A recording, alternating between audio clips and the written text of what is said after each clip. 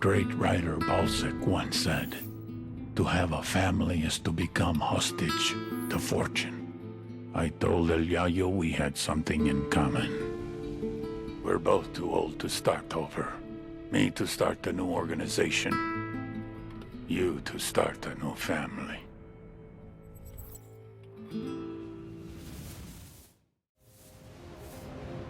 Innovation versus experience. Technology versus tradition. Youth versus age. La Gringa versus El Yayo. I had been hoping they would complement each other, but they could not get along. They were too different. I have been producing cocaine this way for years. That's exactly the problem. Our product was so good, the demand was only increasing. We couldn't keep up. I don't care how you do it. Science, tradition, or voodoo. Just make more. Or I'll find someone that can. I had told El Yayo and La Gringa to step up production. They claimed they were doing their best. Obviously, I had not been clear enough.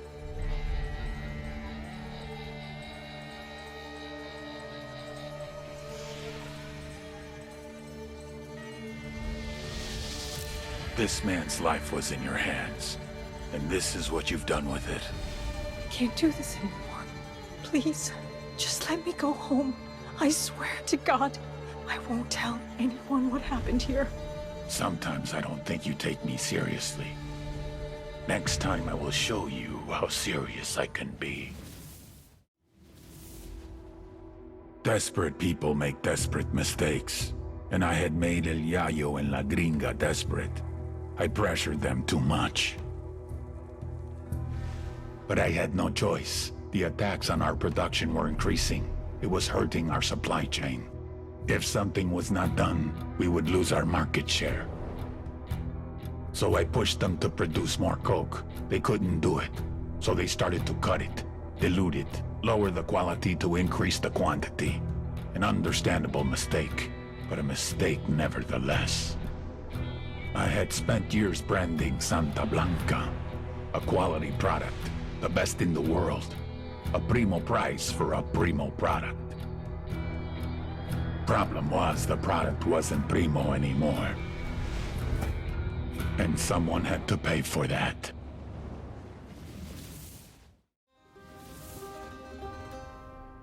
El Yayo was born amidst the Bolivian coca.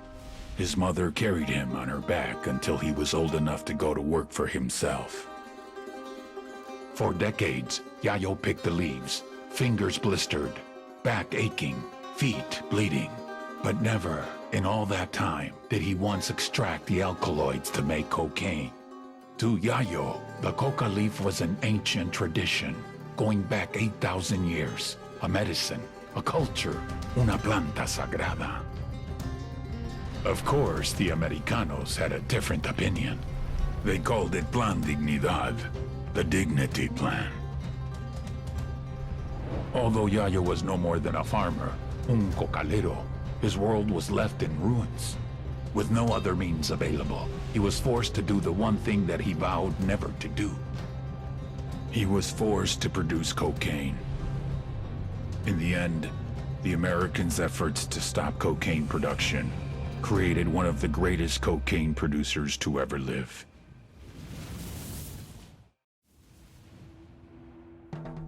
You cannot feed the hungry without food. You cannot heal the sick without medicine. And you cannot satisfy demand without a product. With the cocaine production in shambles, our market share was shrinking more and more every day. We increased prices, but it was a temporary solution. We would have to import from Peru and Colombia, invest heavier in meth and MDMA, a very costly and time-consuming endeavor. It would take years to rebuild. I had no choice. If workers were left unpaid for too long, there was no telling what they would resort to. But the biggest loser in all this was the people of Bolivia. Out of work with no means to support their families. All they could do was wait. Wait and see who was next to take possession of the coca fields. Here's a lesson in cocaineonomics. The biggest mistake most people make is focusing solely on the product. Claro, you need something to sell, but that's not where you make the money. 1 kilo of coca leaves costs about $1.50. It takes 400 kilos of coca leaves to make 1 kilo of cocaine. Even when turned into cocaine base, a kilo is only worth $1,200 in Bolivia. However, every time you cross a border, the value increases. Once we reach Colombia, it's already $2,200. We hit southern Mexico, $12,000. Cross the border into Texas, $20,000. New York City, our $1,200 investment is now worth $35,000. Paris, London, $68,000 to $74,000. It's a pipeline that carries the product to the people that need it. Sustenance for the thirsty. Once in place, the pipeline feeds itself. Workers, vehicles, wages, bribes. But when there's a clog in the pipe, They took out another shipment. We lost 7 tons last week. 4 planes the week before? the water backs up. There's too much surplus. We can't keep it secure. My men are selling to each other. We can't pay people if they're not moving product. They're kidnapping civilians for ransom money. Too much water. We have to take Valeria and go. He'll kill us before we leave the country. Then what's the answer? When I find it, I'll let you know. And you drown. Nidia finally had the answer to her problems. A convoy. The investors in Mexico wanted their money. This whole time she had been trying to sneak it out to them. Why sneak when we can force it through? Reinforced armor, heavily armed, multiple trucks, helicopter patrols, carrying $17 billion. Mira, you can't be serious. If we lose that money, it's over. When we're killed, what happens to Valeria? There is no other way. No, Reina, we're not doing it. Ay, Boquita, corazón. I'm not asking. I'm telling. And who do you expect to lead this convoy? You're the only man I trust with something this important. But what if I don't make it back? I would never let that happen. No more excuses. We want our fucking money ahora. Nidia will take care of this. Sueño, do we need to make a change here? Nidia has been one of our best people for years. Maybe too many. Maybe she's lost her edge. Over time, I had seen many buchones come and go. When you're king, you learn to lose a few nights. But Nidia Flores was different. I had taken her under my wing from a young age. She was the closest thing I would ever have to a daughter. She was my reina. If I fed her to the wolves, a part of me would die with her. You'll get your money, se lo juro. I guarantee it. Don't make us regret this. Sostén tu palabra.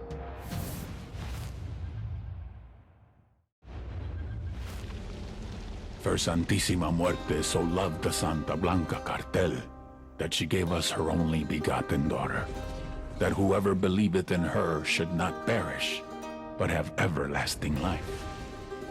Many years ago, we were in trouble, in la desesperación, on the verge of extinction, being torn to pieces by the snakes and ratas. I believed that hope was lost, that it was too late for us. Era el fin. But just when I was ready to give up, it happened. Nidia Flores came forth, known to us as La Reina de Belleza, the beauty queen. And with her, she brought prosperity, wealth, and retribution. We feel her charity, su amor, deep in our hearts. As she continues to spread her gospel across the world, to every corner of the globe. Praise to Saint Nidia, Queen of Queens, Reina de Reinas, Goddess among mongrels. My trafficking network was dismantled. No more cocaine came in. No more money went out. The drugs that remained lay there wrapped in cellophane, rotting away, becoming worthless. My men wondered where their next payout was going to come from. I had spent years building these routes. Billions of dollars in manpower, transportation, relationships, all gone. Including the beauty queen. I gave Nidia Flores everything, and she paid me back by running like a coward. instead of dying like royalty. Now she would spend the rest of her life serving the Americans. She killed her child's father for nothing. Isn't it amazing? You remove a few buchones, and the machine falls to pieces. Nidia Flores was in trouble, and she knew it. It wasn't just the drugs that were being attacked. It was the money, la bronca. Money that was supposed to have gone to our investors in Mexico, and never made it. What are you gonna do? No excuses, no rationalizations, no nothing. Nidia knew she had to find the solution, before the solution found her. The beauty queen failed. In total, she lost more than $17 billion. Nidia knew she was in danger. She needed more time. She needed someone to blame. She needed to make a sacrifice. I'm so sorry, baby. For you, mi rey. But it wasn't enough. You fucked up, mi reina. I gave her a head start, because I loved La Reina de Belleza. But in Bolivia, love doesn't get you very far.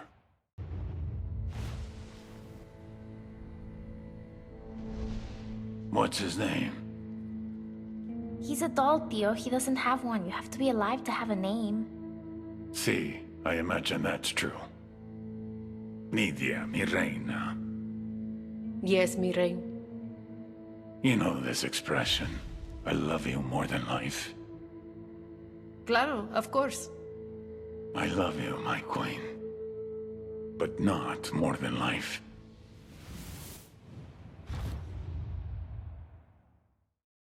El Mudo was outmanned and outgunned, and he knew it. What do you do when you don't have an army and you need one? You buy one. Every officer, like every prostitute, has a price. Quiebren al sueño.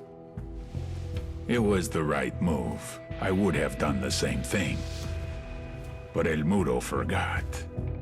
Fear is always worth more than money.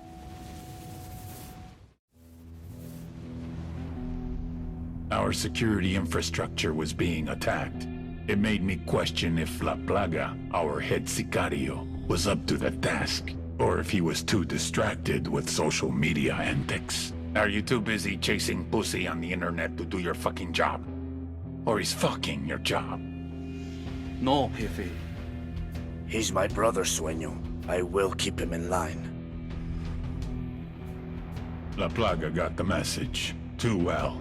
He doubled down. Whoever's behind this, know that we will find you. Know that for every one of us you kill, we will kill 10 civilians at random. There is no such thing as innocent to me. The little pendejo had no idea how much damage he had just caused.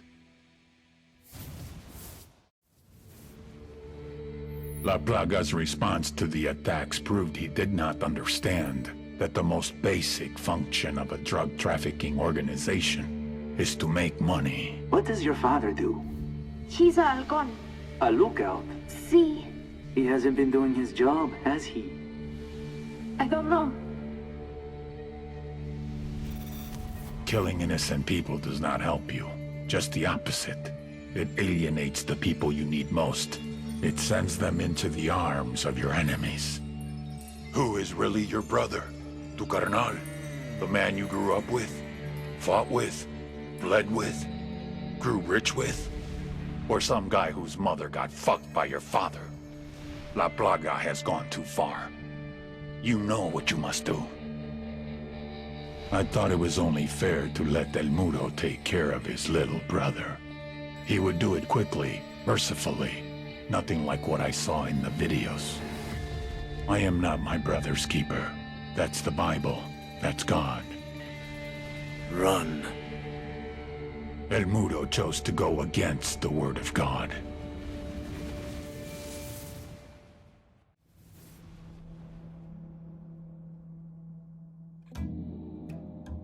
El Mudo was going to try to kill me, just as I was going to kill him.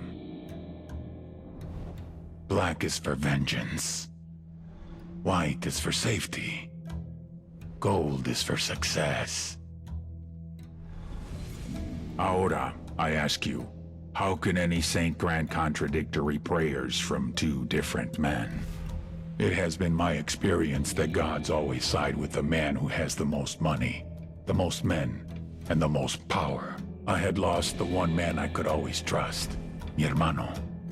How many men would be more loyal to him than to me? How much power would he take? Would that be enough for him to take me out? I would always have an advantage, though. I grew up with the man. I knew how his mind worked. I knew his next move before he did. I just had to be patient.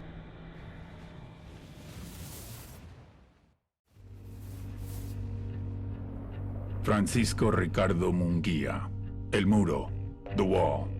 The wall between me and my enemies. The wall between me and death. We were born hours apart in the same village. As boys, we were as poor as the rats that scrambled across our dirt floor. Our huts in the shadows of the hilltop mansions, where the narco bosses lived like conquerors. El Muro took a different path. He joined the army. Special forces. He rose through the ranks, helped to protect the local narcos, was paid in cocaine and money along with promotions. When we met again, Francisco hermano, why are you still in the army? You and me together, we could rule. We will protect each other, as we did when we were boys.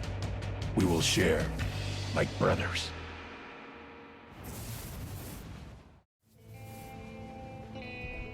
My security forces were shattered. I was a king without an army. My generals were dead or captured. I had no defenses, no armor. What use was a gun without a loyal hand to hold it? I had lost the only man I ever considered a friend. And when I asked my partners in Mexico for more sicarios, they refused. I would try to recruit from the gangs in El Salvador and Honduras. One man's war zone is another man's talent pool. But it would take time to train them, to cultivate them. Time I would spend with a target on my back, waiting for someone else to come for the crown. All priests like to hear themselves talk, don't they? But as the saying goes, talk is cheap. El Cardenal knew this was true. His people were barely surviving, and he wanted to do something. He had to help those in need. He didn't care where the support came from. But there were others who thought he was making deals with the devil. He was cast out. He lost his family, his friends. Lo perdió todo. When I found him, he was a broken man. I brought him into Santa Blanca to preach the truth of the new faith. For we are wed to death from the moment we are born, and we must come to love her more than we love our lives. Sacred and blessed death, the goddess of darkness can free you from sickness and evil. Do you offer your heart and soul over to her? He baptized me in the true faith. He is my counselor, my conscience. I do. The only person I truly trust with my soul.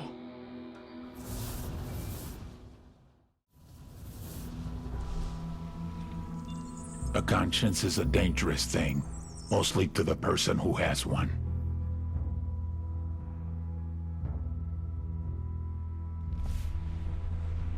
Ramon Feliz couldn't live with himself. He was moments from taking the coward's way out when...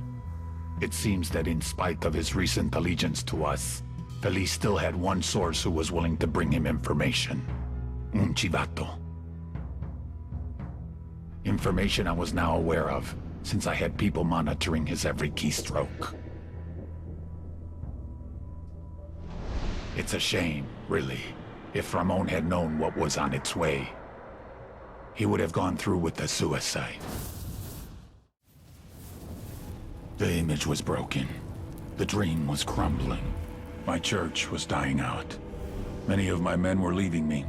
The campesinos were no longer afraid to slander my name. Those who hated me said I did all of this out of pride. The mausoleum, the websites, the Bible. They said I did it out of vanity. But if they could have seen it, if everyone could have seen my dream, they would have understood. I did it for them, for the sicarios, the farmers, the miners. I did it so they would dream of a better life for themselves, so they could envision how great they could become, how great they could make Santa Blanca, and how great Santa Blanca could make them. But when you get a glimpse behind the curtain, then you realize that the magic is nothing more than smoke and mirrors. And the glory which you once aspired to is nothing but a sham. Shame. The whole world condemns you. Someone had leaked Ramon's story. Even without proof, the damage was done. Help me, Padre. You are beyond help. I can do nothing for you. Listen to me, old man. Do you believe that I could hurt a child? That I would risk losing my life's work for a small amount of money? Do you truly believe that? No, I don't. Good. Then you will hold a mass. Invite the most powerful and influential people in Bolivia.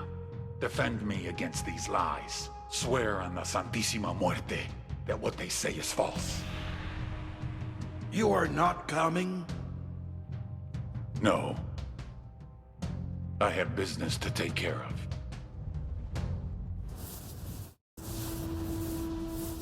Forgive me, Padre, for I have sinned.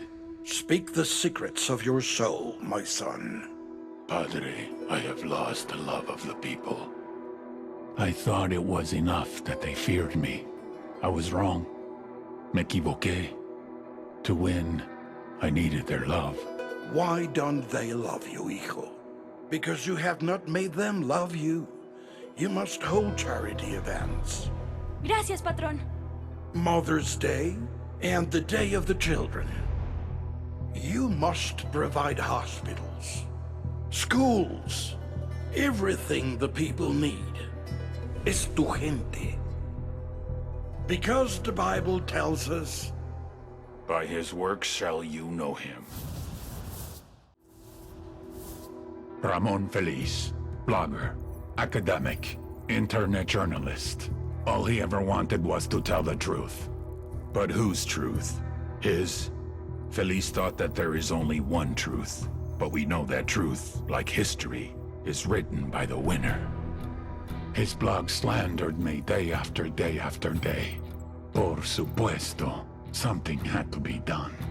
So I hired hackers to track him down and offered him a job. I explained that telling my truth was much more preferable. My truth kept him alive.